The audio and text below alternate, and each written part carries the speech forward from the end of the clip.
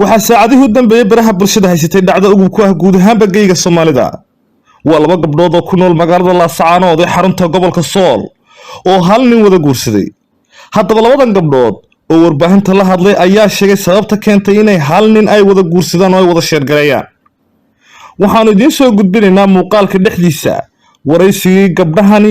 waraysiga ay labadan gabdhood ku qabteen gudaha magaalada Laascaanood ee xarunta gobolka Sool. ha yeeshee daawada intaynan barnaamijka u guda galin haddaad channelkan ku cusub tahayna subscribe saar, asxaabtaada la wadaag, kusoo dhawaada barnaamijka.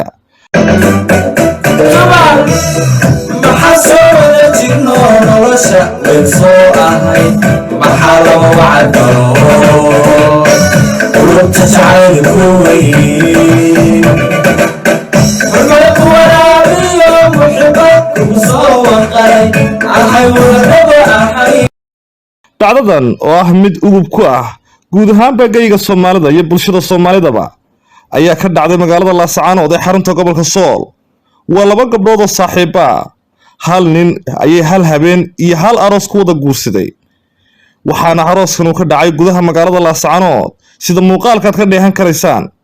muuqaal laga soo duubay ay ku sheegeen inay ku faraxsan yihiin inay isla guursadaan hal nin, markaasna ay degi doonaan hal guri oo ku yaala gudaha magaalada Laascaanood ee xarunta gobolka Sool.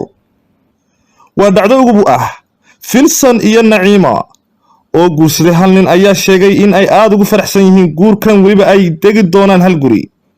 waxaanay sheegeen oo kale labadan gabar inay saaxiib ahaayeen ilaa yaraantoodii, sidaa daraaddeedna aysan kala hari karin.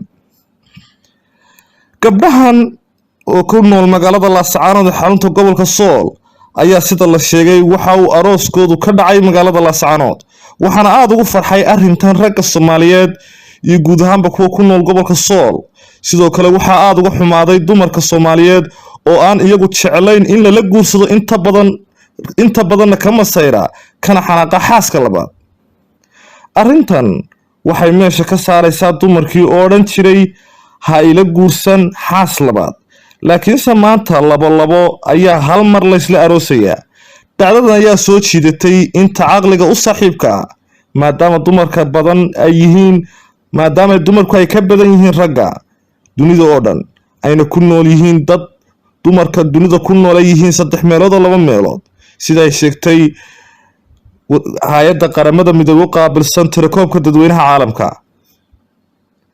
waxay sheegtay halkii nin ay ku soo beegmayso ugu yaraan 3 dumar ah 2030.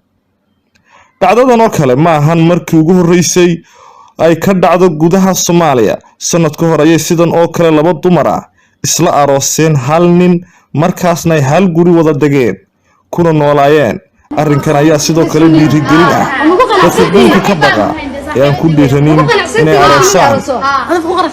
haddaba waa kan barnaamij daawo labadan gabdhood oo waraysi ku bixiyay xafladii arooska oo ka dhacday magaalada Laascaanood ee xarunta gobolka Sool, iyagoo sheegay inay ku faraxsan yihiin in ilaa yaraantooda ay saaxiibo ay ahaayeen.